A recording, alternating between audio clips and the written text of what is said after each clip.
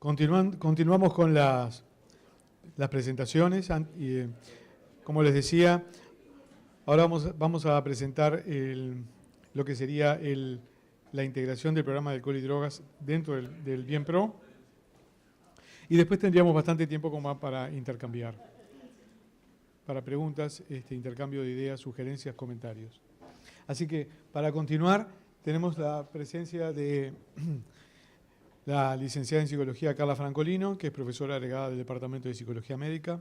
Carla tiene una experiencia de muchos años, no voy a decir cuántos para no comprometer, de ayer, en tratamiento de pocas décadas, sí, varias décadas, de tratamiento de pacientes con adicciones y junto con Cecilia Miller, que está aquí adelante, son responsables de este programa que viene funcionando ya desde hace bastantes años, desde el 2007, y que ahora pasarían a colaborar con el BienPro. Así que adelante, Carla. Bueno, muchas gracias.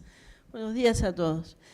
Yo les voy a hacer un poco el recuento de cómo es que surge el programa para llegar al día de hoy con este acuerdo con el Colegio Médico, básicamente para plantearles las dificultades que tuvimos desde el principio, porque era crear cosas en un terreno donde no había nada desarrollado y que hubo que cambiar todo una concepción, prejuicios y hasta la parte más legal, digamos, entre comillas, de lo que era la intervención del consumo de drogas en el ámbito laboral. Agradezco haber escuchado la conferencia del doctor Samenaun porque los desafíos y las dificultades que tenemos las vemos reflejadas también en eso y con algunas de las soluciones que ellos trajeron. Vamos en la misma línea, me parece, y eso es una buena cosa de saber que en otros lados uno compara y que está haciendo más o menos las cosas bien.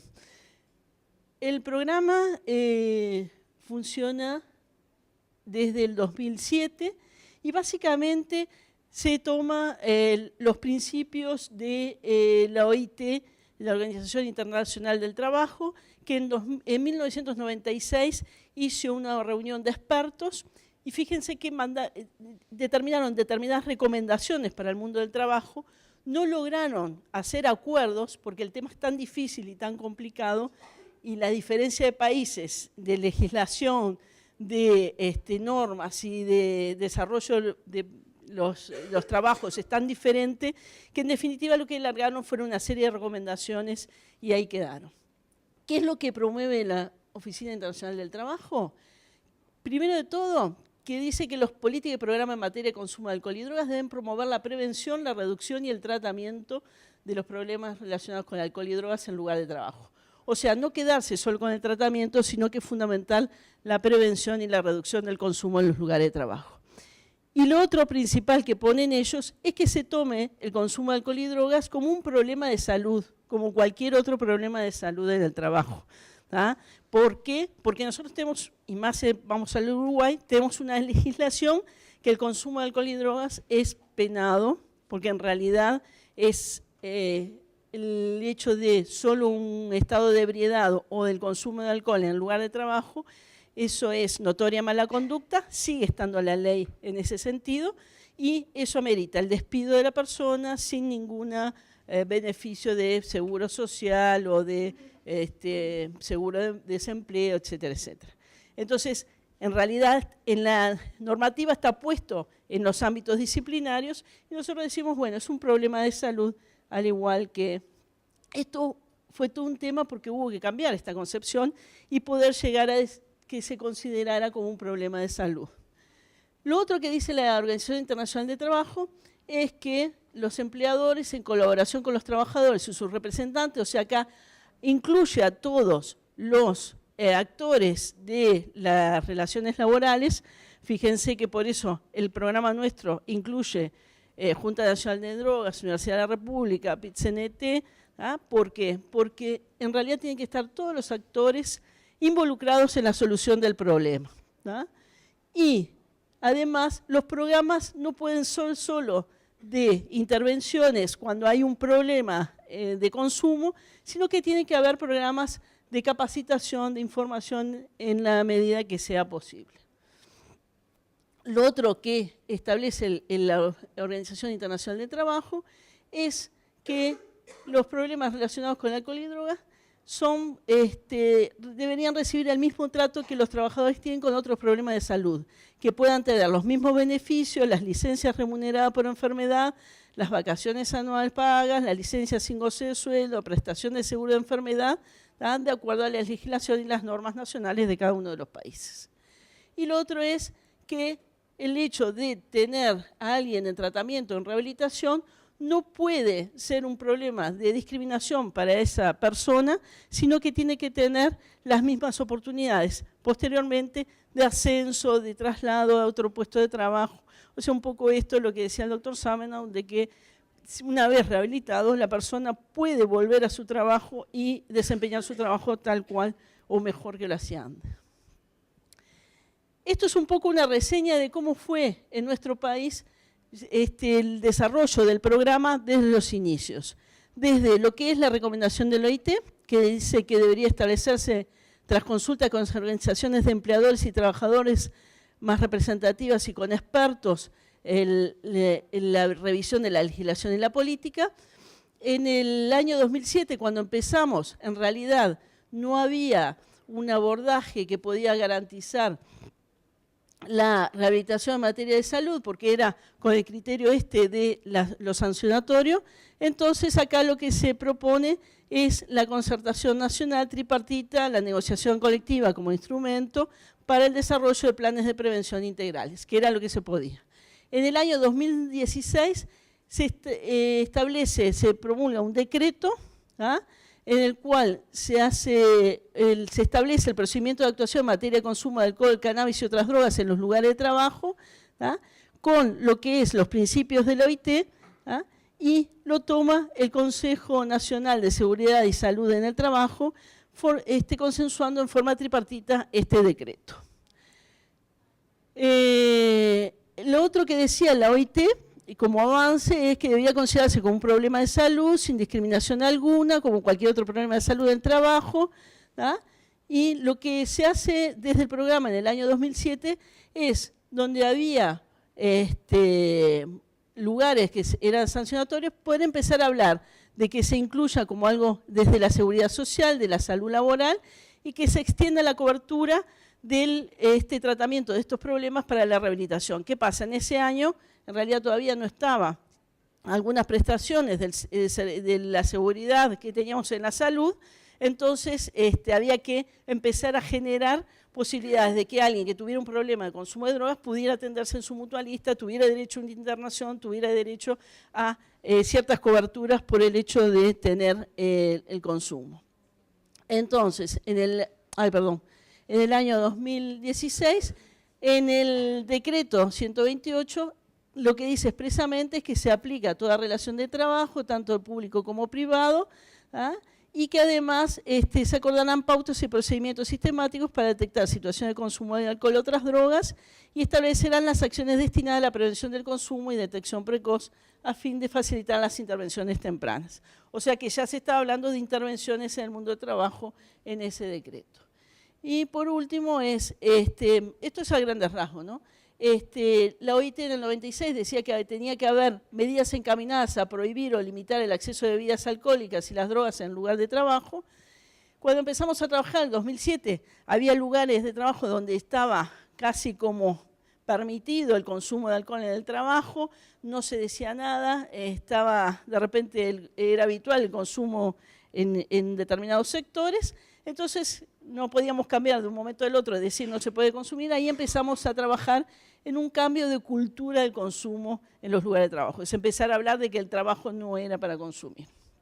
En el 2016, en el decreto, se prohíbe el consumo y la tenencia de alcohol de cualquier otro tipo de droga durante la jornada de trabajo, sea en los lugares de trabajo en ocasión del mismo. Esto establece que no se puede consumir ni antes ni durante el trabajo, y si se tiene un horario intermedio o se está en ocasión de trabajo, por ejemplo, un retén para estar de una guardia, tampoco puede estar el consumo en esa situación. Entonces, estos son los avances a nivel general. El programa en sí, en la asistencia, tiene 4 pilares. Uno es, bueno, considerarlo un problema de salud. Lo otro es que tiene que haber planes integrales en los lugares de trabajo, sobre todo en las bipartitas de salud e higiene laboral, donde se establezcan programas de prevención, asistencia y reinserción. O sea, que tengan que tener las 3 ámbitos en el mismo programa. No podemos hacer programas solo de asistencia porque nosotros tenemos que actuar sobre el tema de prevenir lo antes posible, entonces tiene que estar la prevención y una vez que la persona se rehabilita también tenemos que tener un plan de reinserción o de ver si la persona en esto que puede estar no habilitado o no apto para trabajar porque el consumo, como hemos visto, con alcoholismos de muchos años, con un deterioro cognitivo importante, tenemos que ver qué se hace con la situación en cuanto a reinserción laboral o no. Tiene que ser con carácter participativo, esto quiere decir que tienen que estar de acuerdo todas las personas que intervienen en el tema. No sancionador, se le va a dar la chance de una rehabilitación antes de cualquier sanción. El tema es qué hacemos, como decía el doctor Samenham, cuando no quieren adherirse a los programas de tratamiento y qué pasa con esto de no sancionador. Voluntario, ¿ah? O sea que es la persona la que tiene que decir si se acepta o no el tratamiento, no podemos obligarlo, y planificado. Esto es que realmente tiene que haber una planificación en cuanto a cómo se hace el diagnóstico, la intervención, la rehabilitación, el ingreso nuevamente a su lugar de trabajo. El otro pilar es, que tuvimos que realizar es un protocolo de actuación ante consumos de alcohol y otras drogas. Este protocolo básicamente lo que establece es las formas de ingreso al programa, cómo va a ser la intervención de lo que después vamos a hacer. Vamos a hablar acá de la unidad de asesoramiento integral, quién determina qué tratamiento hace esa persona y quién le da el egreso a esa persona que dice está rehabilitado o no. ¿Ah? Justamente ¿para qué? Para poder mantener la neutralidad en ese sentido, que sea alguien que tenga la experticia técnica como para poder decir tiene realmente un problema de adicciones, qué tratamiento es el que se recomendaría como más adecuado y después luego decir, bueno, ¿está rehabilitado o no está rehabilitado? ¿Cuántas recaídas son las que en realidad están disponibles como para decir es dentro del proceso de rehabilitación de esa persona? Y cuando es que la persona, entre comillas, está haciendo el vivo, zafo de la situación, me mandaron del trabajo y bueno, cumplo con esto, pero en realidad no estoy haciendo ningún esfuerzo para hacer nada. Esa unidad, y por cuarto es la creación de esta unidad de asesoramiento integral, que fue un acuerdo firmado entre el PIT-CNT, la Fundación Luna 9 y la Universidad de la República, con el aval de la Junta Nacional de Drogas, que es una unidad que está en el Hospital de Clínicas, que funciona desde ese 2007. Es un servicio que facilita la atención a trabajadores, ¿ah? Que está coordinado por el Departamento de Psicología Médica de la Universidad de la República, que tiene una cooperación intercátedra con la mirada de la salud mental, la salud ocupacional y toxicología, que realiza una evaluación diagnóstica, la recomendación de tratamiento y el seguimiento de su evolución y el apoyo a la inserción laboral plena.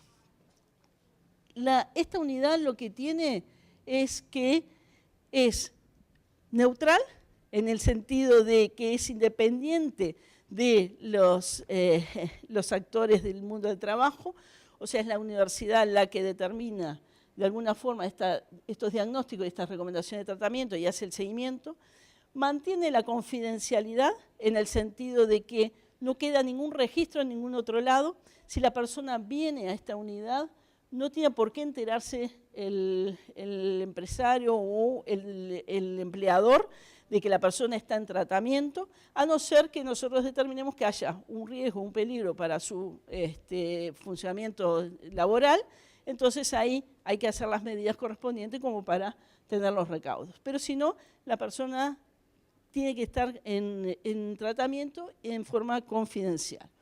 Quedan las historias en el Hospital de Clínicas, o sea que en ningún momento llega a su empleador si no es necesario. El proceso de atención se adaptará a cada persona. Nosotros no tenemos un plazo, sino que vamos viendo. Es más, sobre todo en las adicciones, como es tan fluctuante los consumos y tenemos que estar reviendo a cada instante, reviendo los tratamientos, reviendo las recomendaciones y reviendo las situaciones. Se basarán en los criterios estos de confidencialidad y de voluntariedad, o sea que realmente es confidencial, y no tendrá características disciplinarias en un caso, a no ser, como decía el doctor Samenón también, de que realmente haya una situación delictiva, penada penalmente, que en eso esto no lo cubre. Estamos hablando de faltas que son funcionales al trabajo. Llega tarde, no va a trabajar, no sé, esas faltas que son más leves. Si hay un dolo, en realidad no lo cubre ni ingresa al programa. Los trabajadores que inician tratamiento serán informados de su situación laboral, esto es importante, tiene que estar, porque el que consume piensa que nadie se enteró que tiene el consumo, de que todo lo que pasa es desadvertido por los demás, entonces nosotros, y que no va a pasar nada.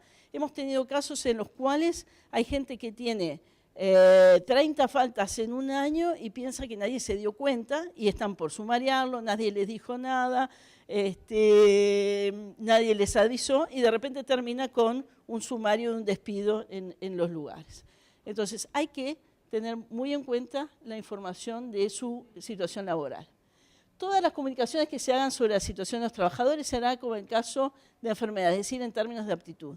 Si en algún servicio o alguna empresa en la cual trabaja la persona nos pide algún informe, nosotros lo que hacemos es básicamente decir si está en tratamiento, si no está en tratamiento, si se adhiere, si no se adhiere. No damos diagnósticos para que no quede ningún registro en los lugares de trabajo sobre la situación de la persona. ¿Qué pasa? Nosotros cuando trabajamos con trabajadores de la salud, se atienden en su propio lugar de trabajo muchas veces. Entonces, muchos no quieren ni siquiera asistirse en el lugar de trabajo porque dice que va a quedar en su historia clínica los datos de lo que le pasa a él. Entonces, y es lógico, y por eso estamos pensando también, cuando hablamos de trabajar con gente de la salud, y sobre todo con médicos, tener un lugar aparte, que no se identifique el lugar, que pueda estar lo más confidencial posible, porque eso también atenta contra lo que es la visión que tiene la población del médico y tiene que seguir pudiendo funcionar y con la confianza del paciente. Entonces, básicamente nosotros tratamos de no dar datos de esa persona, a no ser que sea necesario porque surja algún riesgo o que haya algún problema, que también es responsabilidad nuestra tener en cuenta esa situación. Y preservar el derecho a la confidencialidad. En la salud en nuestro país es medio difícil. Todos muchas veces nos enteramos de lo que le pasa al otro porque estamos en contacto y fulanito sabe y a veces nos decimos. Y esto es fundamental, la confidencialidad. No tiene por qué saber el otro qué es lo que me está pasando y en la salud a veces es difícil. ¿Qué pasa con este programa? Que es un poco diferente de repente en Estados Unidos. Nosotros nos guiamos con que nos basamos en el hecho de que no se consuma antes ni durante el momento del trabajo. Por el derecho a la intimidad de la persona de poder decidir si consume o no consume, si bien nosotros en el tratamiento vamos a tratar de que el objetivo sea la abstinencia total, no nos metemos del todo en poder intervenir sobre si consume o no fuera del momento del trabajo, o sea, en su casa. Vamos a hacerlo en el tratamiento y vamos a tratar de que no consuma, pero para los efectos del hecho del relacionamiento con las empresas, tenemos que decir que, bueno, nosotros en realidad nos vamos a basar en el consumo o no consumo en el momento del trabajo, que es lo que dice el decreto también. Nosotros lo que hacemos es la detección y canalización de las demandas de atención, damos información, asesoramiento y evaluación de las demandas, la canalización y derivación al servicio de salud correspondiente, el seguimiento del proceso de tratamiento y el seguimiento del proceso de reinserción laboral. Que esto lo tendremos que hacer después en coordinación después con lo que sea el comité de recepción del colegio médico. Después tenemos un componente de prevención, que es fomentar la calidad de vida a través de la promoción de salud, Ahí hacemos jornadas de sensibilización, de formación, de participación a través de actos públicos y otras medidas de fomento de la salud. Además, capacitamos tanto a profesionales de la salud, delegados sindicales, integrantes de la bipartita de salud, responsables de recursos humanos de las empresas y los servicios de salud en el trabajo. Y también hemos tenido actividades de asesoramiento a los trabajadores que van a la unidad a los servicios de salud en el trabajo, a los sindicatos y las empresas. Algunos indicadores de resultados que hemos tenido: se han capacitado equipos bipartitos de seguridad y salud, a mandos medios de las empresas, delegados sindicales y trabajadores en general. Se han reinsertado trabajadores despedidos por problemas de consumo de drogas, que hemos logrado que, una vez rehabilitados, se reintegren a su trabajo. Se ha aportado a las políticas públicas en cuanto al asesoramiento en cuanto al decreto y en una serie de políticas a nivel de la Junta Nacional de Drogas. Y los resultados de asistencia en los programas con más de 2 años de ejecución, tenemos una rehabilitación entre el 56 y un 72% de los egresos, un poco más bajo que en Estados Unidos. Estos son los convenios que hemos desarrollado que están inscritos en el Ministerio de Trabajo y Seguridad Social. Fíjense que hay 3 hospitales de ACE que hicieron convenio para este programa, hay 6 empresas de la salud privada y la red de emergencias médicas, además de bienestar universitario para todos los trabajadores universitarios. Los acuerdos que hemos llegado últimamente han sido 2. Uno, el convenio entre la Unidad de Asesoramiento Integral y la Federación Médica del Interior y la Federación de Prestadores Médicos del Interior, Corporación de IAMPP, o sea, FEPREMI, FEMI, y el acuerdo con el Colegio Médico. Voy a empezar con el acuerdo con el Colegio Médico, que en realidad lo que se acuerda es que la unidad, en su calidad de entidad técnico-asesora y no asistencial, acuerda apoyar la aplicación de actividades preventivas y de tratamiento con respecto a los problemas de consumo de alcohol y otras drogas, mediante la realización de un diagnóstico de la persona involucrada, recomendaciones de tratamiento, seguimiento de su evolución, así como el apoyo y seguimiento luego de su rehabilitación. Además, en su carácter de garante de rigor técnico y neutralidad en la relación laboral, todas las actuaciones de la Unidad de Asesoramiento Integral están pautadas por el principio de respeto al derecho a la intimidad del trabajador, o sea, guardando la confidencialidad y la intimidad del trabajador, y por tanto deberá también ser garante de la confidencialidad en todos los casos que reciba.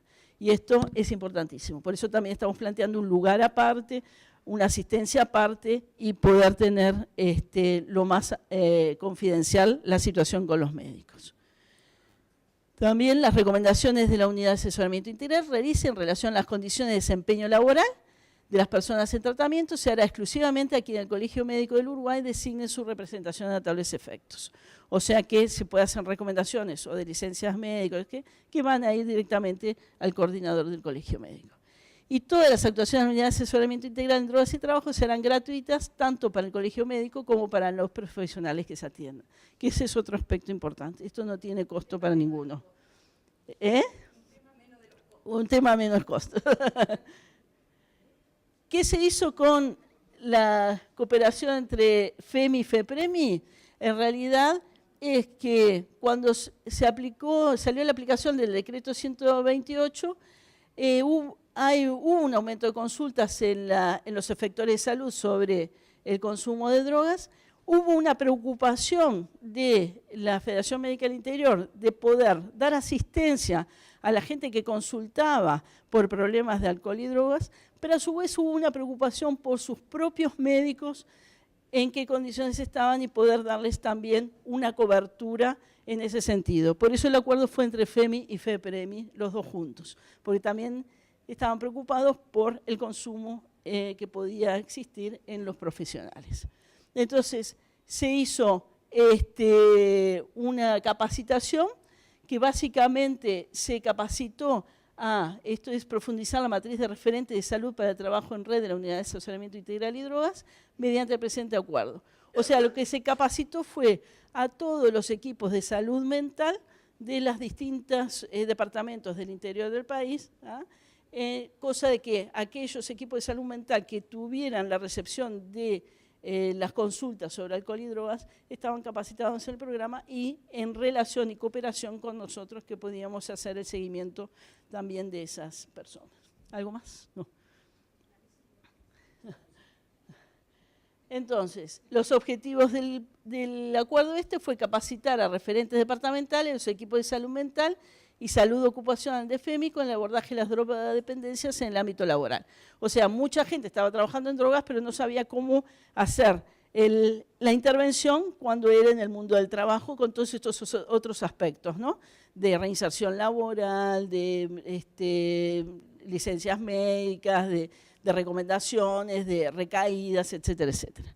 Y consolidar el equipo de profesionales capacitados que permita la estructuración de una matriz geográfica que facilite el seguimiento de los casos de rehabilitación y reinserción en los 19 departamentos del país. O sea, era un poco como que el programa llegara a los 19 departamentos. Estas son, para que les vean, algunas de las publicaciones que hemos hecho, una guía de prevención, una guía didáctica con un DVD. En la universidad hemos guía para el multiplicador en salud y calidad de vida, actuación del delegado de salud, información sobre drogodependencias, un folleto sobre estrés laboral, un manual de formador de formadores que fue editado por la Organización Internacional del Trabajo, y esta campaña que un poco asimilando a lo que era la ley de tránsito es en el trabajo como en el tránsito, consumo de drogas cero para el trabajo. Bueno, muchas gracias.